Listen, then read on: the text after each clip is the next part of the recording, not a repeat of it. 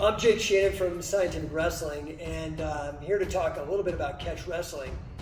Now, catch is really interesting. It really became its own thing at the end of the 1800s, 1870s. There was a strange amalgamation of cultures that converged upon the northern part of England in Lancashire County. It was a combination of the Irish miners that were there, the British gentry that liked to bet on everything from dog fighting or human fighting, and a contingent of Flemish weavers that also moved into the area. The Irish brought what they call up and down fighting. It was considered dirty fighting. Most wrestling was contested from the upper body, a lot like we see Greco-Roman today.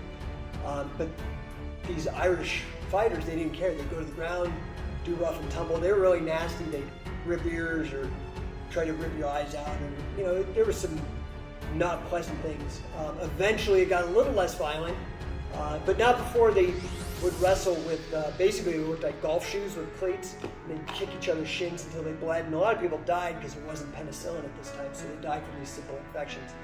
But these were the very poor immigrants in the area, and they were betting. And eventually some of these guys got so good at the betting, they made enough money that they became the first professional wrestlers. Well, eventually these Flemish weavers came in and they had their own submission style, actually submission hold and stuff, and that integrated with this kind of really rough and tumble game attitude that the Irish had. And the publicans, the people who owned the pubs, started noticing these bets and how crowds would gather, and they thought, hey, I'll put this in my bar, sell a lot of beer. So they started being the first wrestling promoters. So that was how professional wrestling really began in the 1870s in North England. Now, when the potato famine happened, a lot of the Irish not only crossed the channel, went over to Wigan and Bolton in northern England, the Lancashire County, but then they also went to the United States, and they took some of this catch wrestling with them. And during the Civil War, a lot of the Irish that came because of potato famine, they hit the shores, and then they said, listen, the only way you can become a U.S. citizen is you got to fight this war. So then they sent them off to war. The thing about war is there's a lot of boring downtime, and there's not a lot to do, especially back then. There was no video games or anything to pass the time. Catch wrestling's always been a workman's sport. You didn't need any fancy gear, you just needed another sadist to wrestle. And so it really blossomed in the United States. It really took off right around the turn of the century. Can you explain a little as to why it's called Catch as Catch Can? Yeah, so it's called Catch as Catch Can really because it alludes to this. It was quite revolutionary at the time, but this idea that you could grab the body anywhere, including grab the legs, anything below the waist. Currently, there's a huge disagreement, especially over the years, when it comes to the rule set as far as choking goes. Where do you stand on this? What's your matter as far as the knowledge and history on this? Do you think choke should be allowed? Personally I do. But the reason I think they should be allowed, I understand there's different rule sets. I mean, heck, one fighting championship has a different rule set than UFC and has a different rule set than Pride. They're all MMA, right? And you can work for different promotions, and that's the same thing with catch wrestling. A lot of the no-choke stuff, it's fine. I don't have a problem with it. In fact, to me, it's like banning leg locks in an IBJJF tournament. Then you don't go for leg locks, you go for something else. But to me, I think it's important because I am, for whatever reason, I've found my life calling, and my life calling is to make catch wrestling relevant again. And there is plenty of precedent for chokes in Catch as Catch Can wrestling. This isn't even controversial, honestly. There's newspaper clippings from Frank Gotch, Tom Jenkins, a lot of Americans. The original Strangler Lewis, Evan Lewis, his name was Strangler. There's a lot of precedent for chokes in catch. And frankly, I want it to remain relevant, and we have to be real. The big driver, especially for anybody who's involved in catch right now, the only reason anybody cares, and the reason I've had a business that's been strictly catch as catch can for nearly 20 years now, the driver is interest in MMA. And MMA really started in the United States as a promotional vehicle for Gracie Jiu-Jitsu. And Gracie Jiu-Jitsu has a lot of strangles, a lot of chokes. And I don't see any reason why we shouldn't be game and meet them in the ring under any set of rules, including rules that have chokes. So you mentioned Frank Gotch. Can you tell me a little bit about him? I know he's considered one of the greatest wrestlers to ever live. Do you have any thoughts on that? Well, okay, that's a tough one. I think Frank Gotch was an amazing wrestler. And at his peak, I don't think, clearly, there were many people that could beat him. There were some, but he was very, very good. My problem is I think he gets a lot of attention because Frank Gotch was the best guy when catch wrestling was getting the most publicity. So he is kind of vaulted way over all these other guys that nobody ever heard of that were probably as good, if not better, but they just didn't have the machine behind them. Frank Gotch was kind of the first real crossover athlete. You know, when he was doing his wrestling, he eventually got so popular that he started out they would take him on the vaudeville circuit, which was like the equivalent of Hollywood today. So I think a lot of and again, this is not taking anything away from the guy who's insanely skilled catch hand man. But is he the best? I doubt it. But I think, during his biggest heyday, he was probably really good at that. So you mentioned his heyday, and you mentioned the vaudeville tours and stuff like that. Do you know anything about his rivalry with George Hackenschmidt? Can you tell us anything about it that you do know? Do you know how any other matches played out or anything like that? So it's really hard, right? Because nobody's alive to talk to, and then even if they did, they could lie. And there are some records, but it's really difficult. But, I know that Lou Feds said that there was a spy in Hackenschmidt's camp and injured his knee on purpose. All these guys. I don't know any of that. I think that clearly Frank Gotch was an incredibly tough athlete, and so was Hackenschmidt. And all that I care is that they drew an insane gate for their matches and really helped put this on the map. Hackenschmidt was a celebrity in his own right. I mean, he was a brilliant guy. He was friends with Einstein and all this stuff. So having these high caliber intellectual people and high caliber athletes clash, it's good for the business. I mean, we're still talking about it today. It's over 100 years ago. Can you tell me a little about Farmer Burns? Do you think he had an influence in catch wrestling? Farmer Burns is interesting. He was a heck of a wrestler, great wrestler, really incredible businessman, super smart on promoting, super smart on booking. He was the one who came up with the idea of doing correspondence courses for wrestling, which is like what a lot of us are still doing to this day, highly influenced by Farmer Burns. Brilliant guy, super brilliant guy. I wanted to talk a little bit about Carlos Gracie and Mitsuyo Mayada. It says that Mayada taught Gracie catch as catch can. Do you think that influenced Gracie's legacy? More importantly, do you think it influenced Brazilian Jiu-Jitsu directly? So here's the thing, and I have a lot of respect for Brazilian Jiu-Jitsu. That's where I started really grappling. I wrestled when I was a little kid, but peewees and stuff. But I really didn't start learning submissions until it was guys like Pedro Sauer, Ricardo Miguel that I first began to learn these ideas from. So I have a lot of respect. I have a lot of respect for how game they are, that they are willing to always get on the mat. For the most part, I think that's very, very commendable. That said, all of us today in combat sports are living in the echo of catch-as-catch-can wrestling. If it wasn't for catch-as-catch-can wrestling, there would be no Gracie Jiu-Jitsu. Now, again, that maybe, if you just take that out of context, somebody's going to get pissed off or their Machico's going to get hurt or whatever. But the fact is this.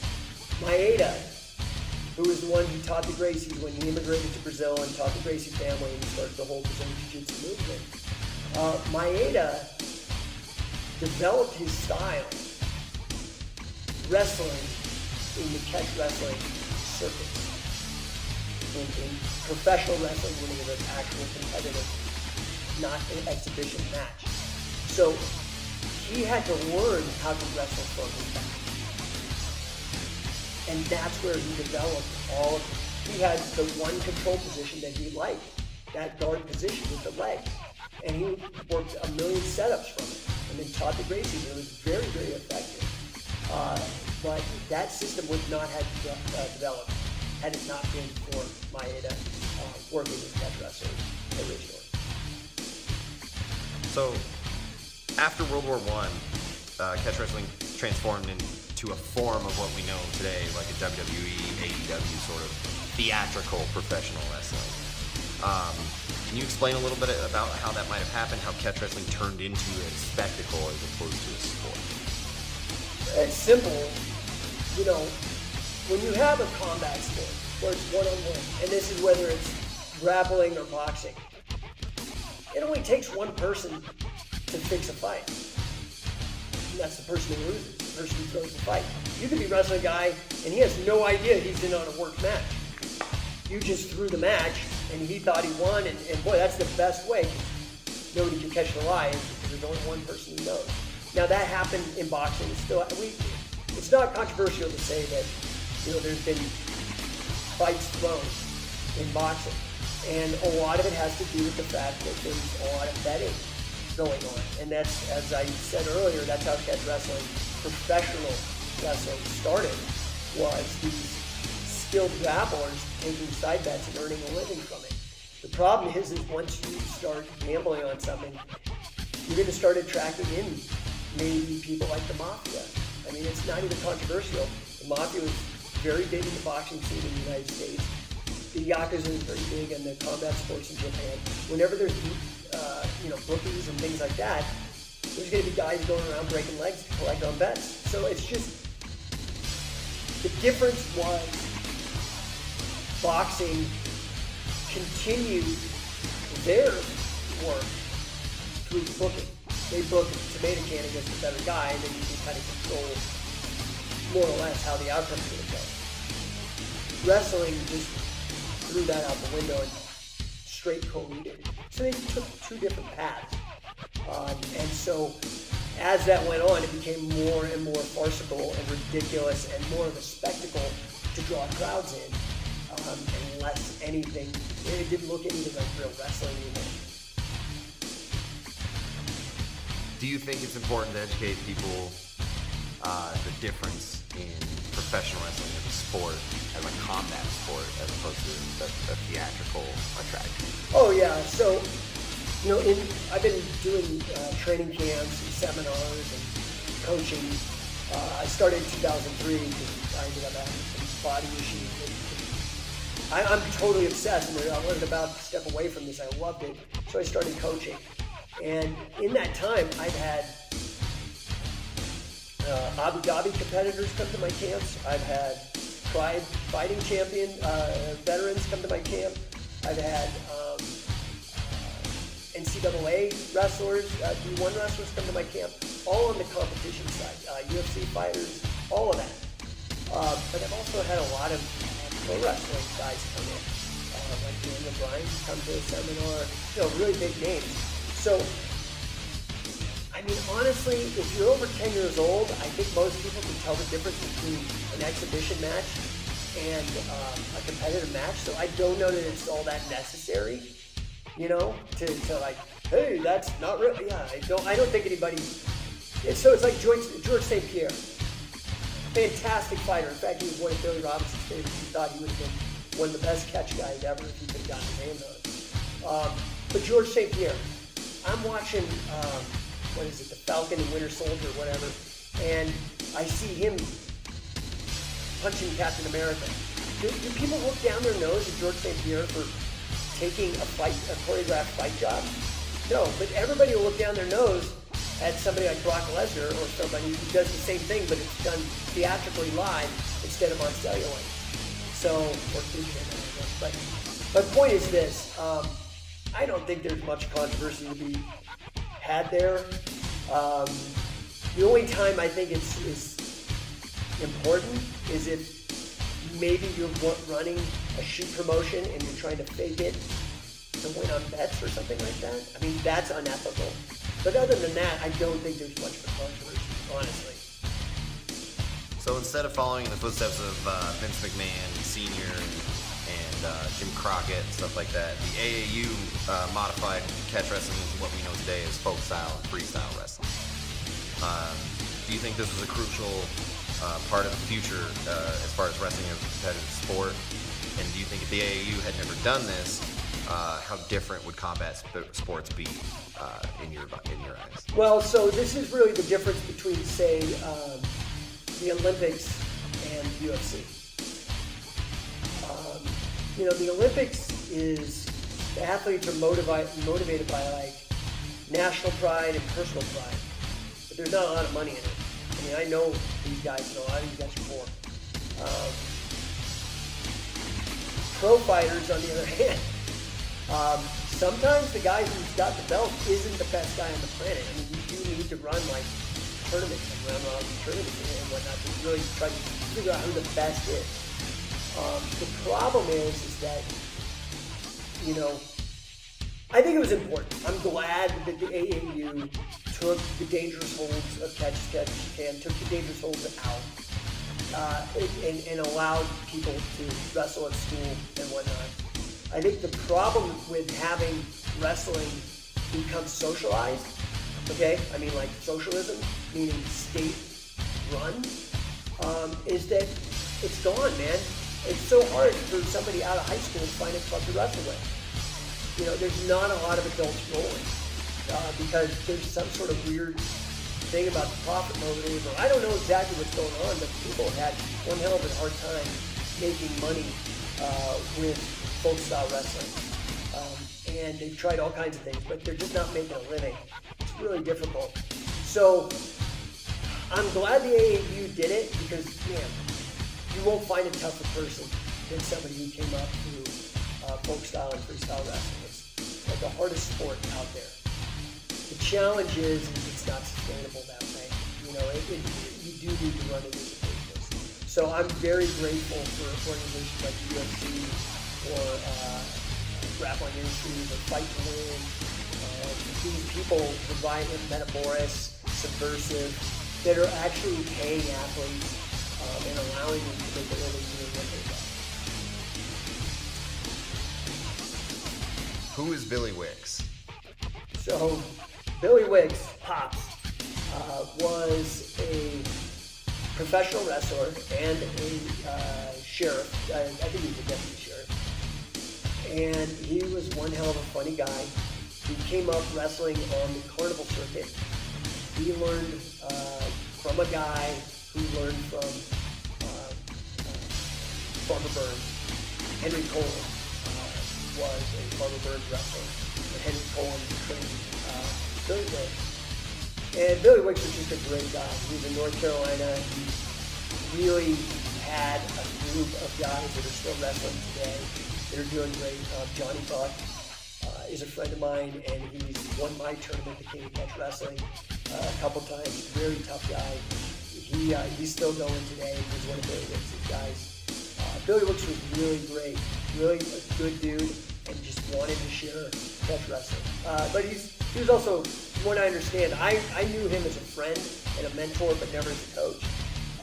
He was very nice and very giving. He told me anything, tried to help me with everything I could do, but I was in LA and he was in North Carolina. But I heard he's a really rough coach, which I can, from both Billy and Cardinal and a few of the guys I've been with, just rough. So I've heard some crazy stories, but Billy Wicks is really good. Can you tell us a story you heard? Oh, yeah, he'd have a pin, like a hat pin or like a, clothing pin. And if you didn't get up off the mat, if you were down underneath the guy and he kept telling you get up, he'd come over and stab you in the butt to make you get up off the mat. He was really rough. What can you tell us about Billy Robinson as a coach and as a competitor? Oh man, there's not enough time because that could be a whole documentary. To me, Billy was, he was a coach. I literally, you look up what an apprentice is, the word going back to etymology, hundreds of years, it was a 7-year time under a master to learn new craft. And I literally spent 7 years from 2000, at the very beginning of 2007 to when he died in 2014. And he just meant the world to me, man. He was like family. He was, so it was really you take, when they want to harden steel, it's already hard, shit. You need it harder? Yeah, it needs to be harder. They put it in fire. And then when it's fired, it gets extra hard, right? Well, great. That's like what Billy was. He would just, the pressure. He would turn coal into diamonds, man, with that pressure. He didn't care. He'd lived his life, and really, he was super rich in the 70s. I think he said he was making something like 25 grand a week or some crazy number back in the 70s. Met the Beatles, met Hemingway, wrestled for the Shaw. He was like this larger-than-life character. But by the end of his life, he was pretty much a hermit, and all he cared about was wrestling. That's all he cared about. He was crippled up, really bad from a life of wrestling, and both for a professional amateur. But the second he stepped into a wrestling room and on the mat, man, he just lit up, and you couldn't get him to stop. The guy was pretty superhuman, amazing person, huge influence on my life. Do you have any stories of him as a competitor that you'd like to share? He used to always like to talk about how he beat the entire Swedish wrestling team with one move, and some of these times, you hear him say these things, and you just say them off the top. He didn't make a big deal. He really didn't talk that much about it. But I remember when I was writing his biography. I go through it. He pretty much dictated it. But I'm writing it for a publisher. It's not just self-published, so I'm really wanting to make sure everything's accurate. He's just spitting off dates and names, and I'm like, there's no way this septuagenarian, has this memory for all this stuff. And as I went and researched, man, he had everything. The guy he had a mind like a snake job. He was a very, very intelligent thinker, very, very smart guy. A lot of that stuff, it's probably, I'm not really trying to pitch my book, but I guess I will. Check out Physical Chess by Billy Robinson. I go through it. Has all kinds of different stories in there, from him as an amateur, him in Wigan. He won, I think he was British Empire champion, national champion, before he turned pro. And a lot of the guys, England's never had that great of a wrestling team for the Olympics. But I've heard some of the old-timers say that they really felt Billy was the one guy that could go to the Olympics and brought gold for England. But there was too much money in pro wrestling, so he went there. What can you tell us about Judo Gene LaBelle and his affiliation with Catch Wrestling? Gene LaBelle is awesome. I love Gene LaBelle. I love Gene. He's so cool. I wrestled I went to his school for about 9 months. Him and Joe Corbin, they were up in Hollywood School. And amazing.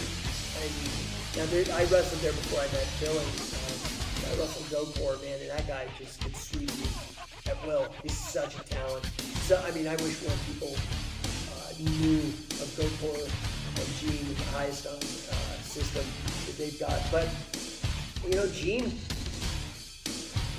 Gene's a really important person in terms of bridging the gap between the old-timers like Strangler Lewis, Ed Lewis, not Evan Lewis, but Ed Lewis, and the modern age. He did the first mixed martial arts fight up in Salt Lake against Nino Savage, the boxer. He was the ref for the Anoki Muhammad Ali fight. Gene LaBelle was Bruce's bodyguard. He's just such a stud. I have nothing but incredible things to say about him.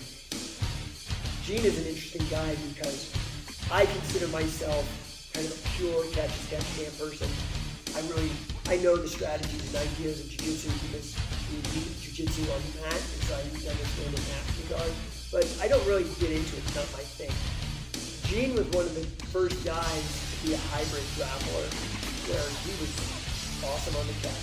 He was awesome on judo. He could do Jiu-Jitsu. He just took everything in. I mean, he started fighting with batons and everything else. So he really kind of was a lot like Bruce Lee in that regard. And he just took everything and tried to integrate it into his system. Brilliant man. Brilliant man. Arguably the most notable or most famous name, most common name thrown around when it comes to catch wrestling is Josh Barnett, especially modern day grappling. Can you describe your relationship with him and your experiences as far as to get training with him with Billy Robinson? And he says here he won 2 catch wrestling world championships in the UK. Can you talk about those as well? So, Josh has been incredible. Here's the challenge for catch wrestling. We're very small. Probably for every one okay, decent, competent, I'm not saying excellent, I'm saying okay, decent catch wrestling guy out there, there's probably 5,000 jiu-jitsu guys. And that makes it hard for us. So it's a very kind of hardcore, almost underground following that catch wrestling has. It's these like obsessed people, and Josh is certainly one of them.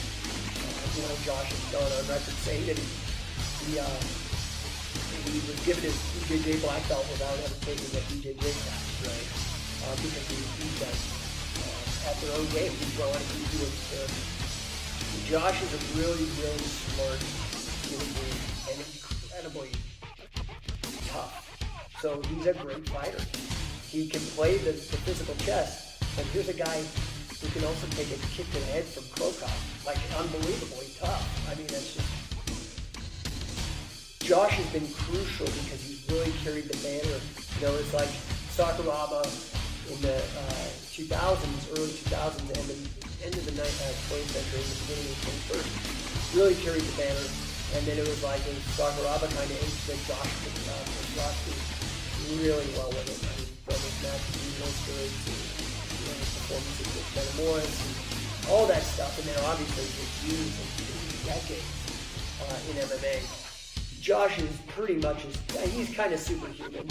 He's a total nerd, totally like, if you meet somebody who's famous, a lot of times they get caught up on their own shit, but Josh is just a real direct, straightforward guy, and, doesn't bullshit. He's a nice human being, and he doesn't bullshit. And I think that's part of probably what Big Deal was with him and Billy being friends. I owe Josh for introducing me to Billy. It really changed my life. So I can't speak highly enough of that. He's an amazing guy. And to the championships, it's just like, Josh is just a game dude, and he's brilliant to catch. And nobody was doing any tournaments.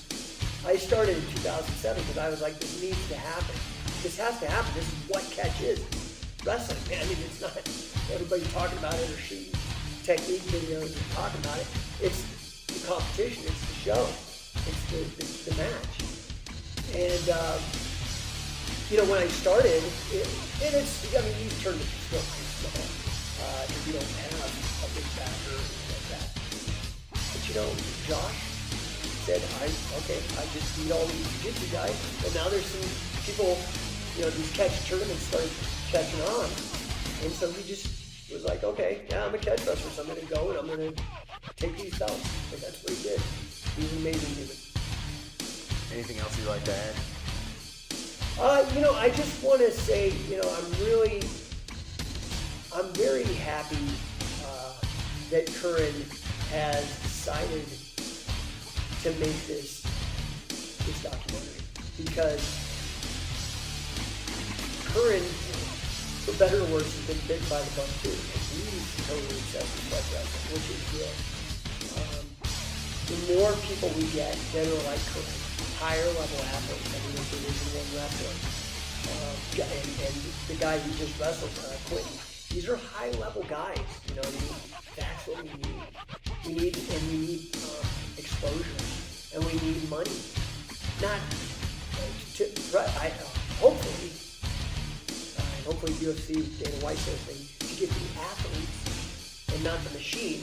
But you have to also understand that you know, if you don't promote and you don't market, then you can't do this for a living and put food on the table for your family. So I'm really, really grateful that Curran is taking the initiative and taking the leadership, you know, and trying to share with the world his passion and my passion, and a lot of probably your passion if you're watching this, and that's catch, catch, and wrestling.